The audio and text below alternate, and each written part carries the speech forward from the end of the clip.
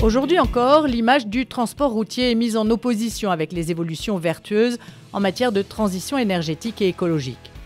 Or, bien au contraire, les entreprises accompagnées par la Fédération nationale des transports routiers ont poursuivi et développé des actions remarquables dans ces domaines. Ce mouvement de fond doit être à la fois accentué et enfin reconnu. Avec Objectif CO2, une démarche ambitieuse et volontaire, la profession s'est dotée d'une charte et d'un label qui valorise le haut niveau de performance environnementale des transporteurs. Le label Objectif CO2 a été pour notre entreprise une suite logique. Ce label a permis de valoriser l'entreprise. La lutte contre les polluants atmosphériques est devenue un sujet de santé publique, tant pour les résidents des villes que pour nos donneurs d'ordre. Dans le cadre du renouvellement de notre flotte de poids lourds et de véhicules utilitaires légers, le choix du bio-GNV a été incontournable. Le bio-GNV est pour nous la solution pour une meilleure intégration dans les zones urbaines. Depuis novembre 2016, le GNV, gaz naturel, et le bio-GNV, gaz issu de la méthanisation, montent en puissance.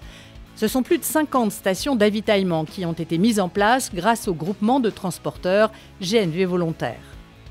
Le GNV, le bio-GNV, prend aujourd'hui toute sa place dans le mix énergétique du transport routier de marchandises. Le gasoil demeurera durablement le carburant de notre profession, mais le GNV constitue la solution la plus proche de nos contraintes économiques et opérationnelles. Il répond notamment aux attentes croissantes des chargeurs en matière de réduction de leur empreinte carbone, ainsi qu'aux exigences de plus en plus fortes des collectivités locales qui multiplient les restrictions de circulation.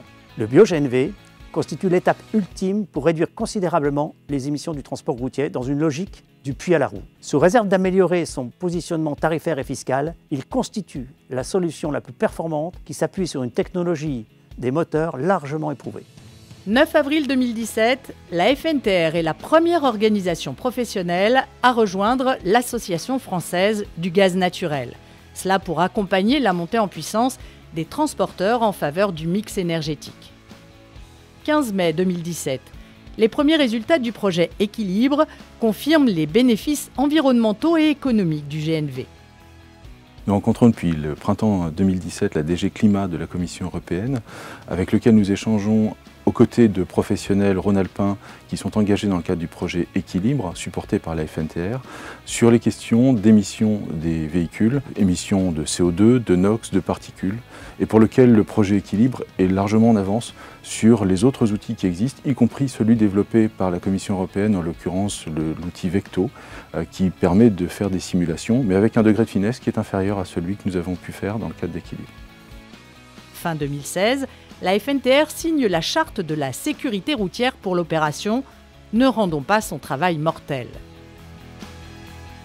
21 juin 2017, en partenariat avec la sécurité routière, la FNTR Bretagne signe « La route se partage ». Des autocollants sont collés derrière 500 camions bretons pour sensibiliser les usagers de la route à la sécurité des cyclistes en particulier. La FNTR entend bien désormais lutter contre les contre-vérités systématiques qui noircissent un secteur qui a opéré sa mue environnementale depuis plus de 20 ans. Elles ne servent qu'à légitimer des mesures ouvertement anti-transport routier. Elle veillera à ce que le modèle économique du GNV soit soutenu à travers une fiscalité incitative et bataillera pour que le transport routier de marchandises soit enfin reconnu à sa juste place comme un acteur à part entière de la lutte contre le changement climatique.